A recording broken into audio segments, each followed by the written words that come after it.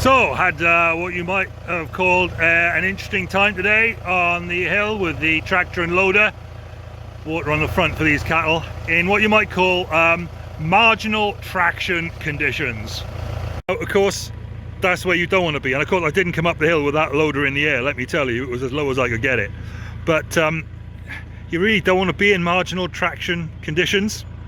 And I guess you know what I'm talking about. You know, in life you need to get a grip on things. You need to know you're in certain measure of control of the things. You need to get control of things and keep things going, whether it's, I don't know, household bills or family situations or whatever it happens to be. And certainly on the farm, a lot of the time is a battle to get the traction, keep your grip and stay on top of things and make sure that things are able to move in a stable way in the right direction.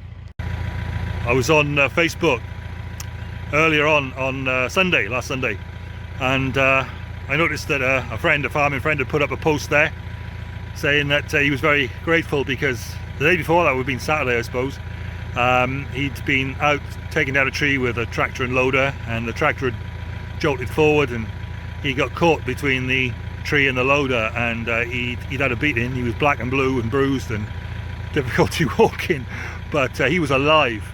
That's the sort of thing that happens when you lose your foothold, you lose your grip. He'd gone down in front of this thing, and it really does show the importance of keeping your footing, keeping your grip. Well, I'm glad to say I made it down, and the sun's up now and the mist is all burned off, and I'm able to reflect on the situation there with the tractor and the marginal grip, and a friend who lost his grip in front of the tractor. It reminds me of Psalm 73, and well, it's a psalm of Asaph. Asaph was chief musician appointed by King David in 1 Chronicles 16.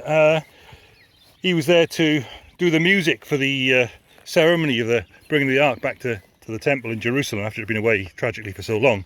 And funnily enough, the guy who led the music, Asaph, he played the cymbals, which is makes him a percussionist, I suppose, in today's language. Well, there he was, banging away on his gongs. And Asaph was the guy who wrote Psalm 73. In verse 1 he says, yeah, God's good, but here's my story. Verse 2, as for me, my feet had almost slipped. I'd nearly lost my foothold. No days like that? Well, how come, Asaph? How did this come to you? For I envied the arrogant when I saw the prosperity of the wicked. And then he goes on a fair bit about how unfair it is that the wicked prosper. You know, that's a common thing to hear, isn't it? These people, they get away with everything, and here's me just trying to play it straight, and yeah, I don't get on the way they do. He says they're carefree, they just get richer.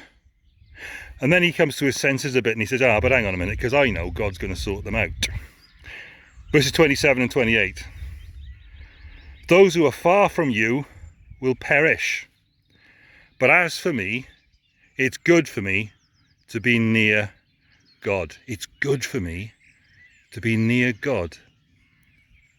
I've made the sovereign Lord my refuge. I'll tell of all your deeds. So old Asaph is saying there, my foot had nearly slipped because I envied the arrogant. And starting to envy the arrogant, you start to get stressed with God. And to lose God is the beginning of falling flat on your face, says Asaph in Psalm 73. To lose your grip on God, walking in his ways, enjoying all the benefits he gives, which is far bigger than this stuff, all the arrogant he said are getting for themselves. That's the way to fall flat on your face. As for me, my feet had almost slipped. I'd nearly lost my foothold, the way the tractor nearly did on that bank up there. For I envied the arrogant when I saw the prosperity of the wicked. Be careful what you aspire to. Don't fall into envy, but be careful what you aspire to, and make sure it's not the prosperity that comes from wickedness, because then you will fall flat on your face, says Asaph. So old Paul writes to Timothy and he says, godliness with contentment is great gain. And Asaph seems to be on the same hymn sheet, I suppose you'd say. I don't think they had hymn sheets when Asaph was a musician.